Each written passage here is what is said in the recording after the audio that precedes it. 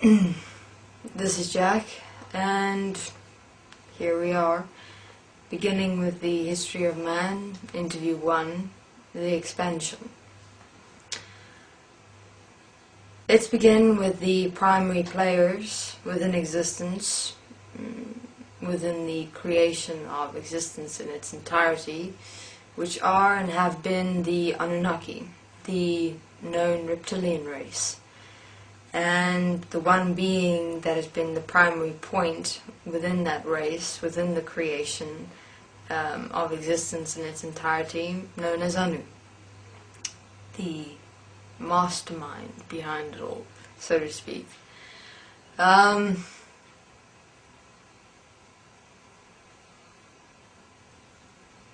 Anu was a very interesting, fascinating being.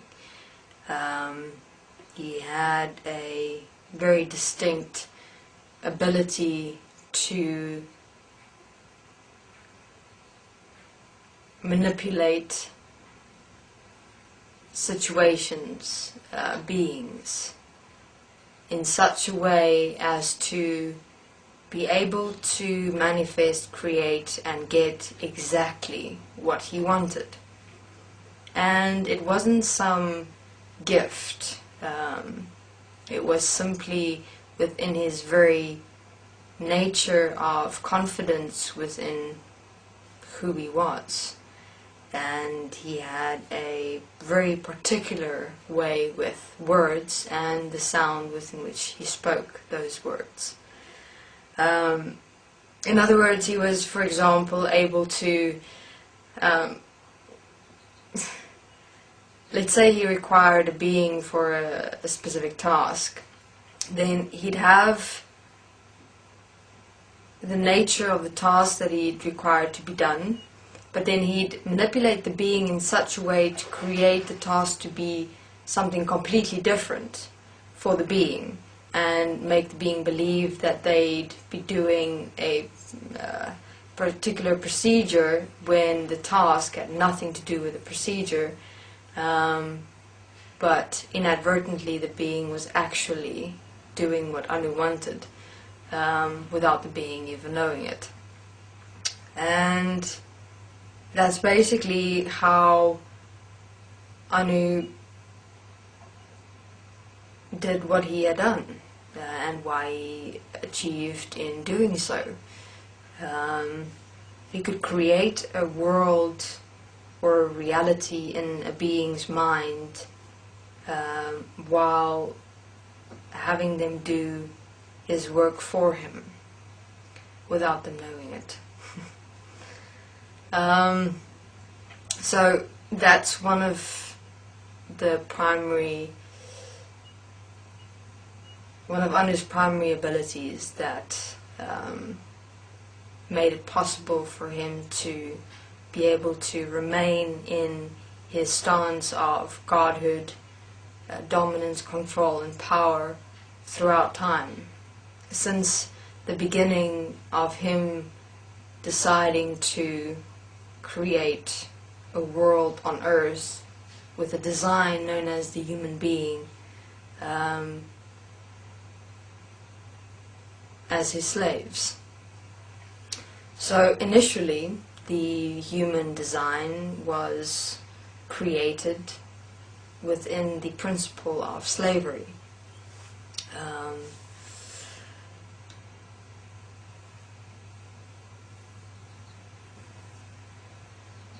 That's basically how Anu interpreted all beings within existence, as inferior to him, as inferior to his race.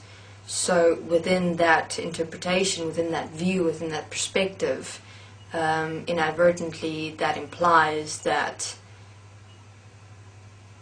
he is of superiority, of godhood, of power, of control over, and of that which he viewed and saw as inferior, which was literally almost everyone and everything.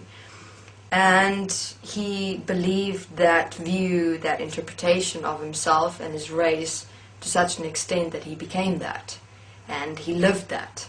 as himself, the point of superiority, power, control, godhood. And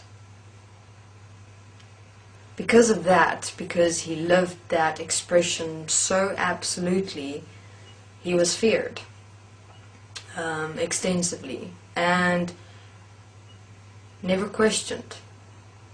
Now, of course, beings would talk amongst themselves, races, planets, existences, but no one would ever confront him, because I'd say within that was also a form of respect, whether consciously or unconsciously, where beings within existence actually respected him for how he stood, and simply by his presence, how he could silence many, and he would speak, and all would listen, all would hear, and all would be in absolute awe of him. So during that time of Anu's coming into power, coming into reign within existence, there was a mixture of experiences towards him with all the other beings in existence. That mixture was that of fear and respect. So I'd say it's quite an interesting combination to experience within self, fear and at the same time respect. And because of that, no one stood up to him. Doesn't matter what he did, beings basically just sat back and stood in awe of him and of his actions. And